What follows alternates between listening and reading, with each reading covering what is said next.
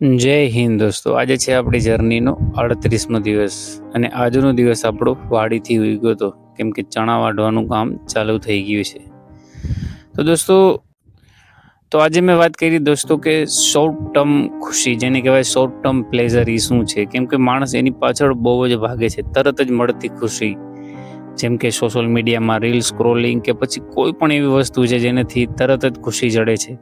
એના લીધે આપણી જે ખરેખર જે આપણી ધીરજ છે, જેને કહેવાય સબ્ર જેને કહેવાય, એની ઉપર બહુ જ મોટી અસર પડી છે. કેમ કે તમે જોવા જાઓ તો આજના યુથમાં કોઈને પણ મહેનત કરે છે તો અઠવાડિયાની અંદર રિઝલ્ટની અપેક્ષા કરે છે કે મને કેમ રિઝલ્ટ નથી જડતું. એટલે આપણી અંદર હાલમાં જે દોસ્તો એ શોર્ટ ટર્મ પ્લેઝરને લીધે લોંગ ટર્મ જેને કહેવાય ઇન્વેસ્ટમેન્ટ એ ખોવાતું જાય છે. અને કોશિશ કરો કેમ કે આ વસ્તુ જે છે,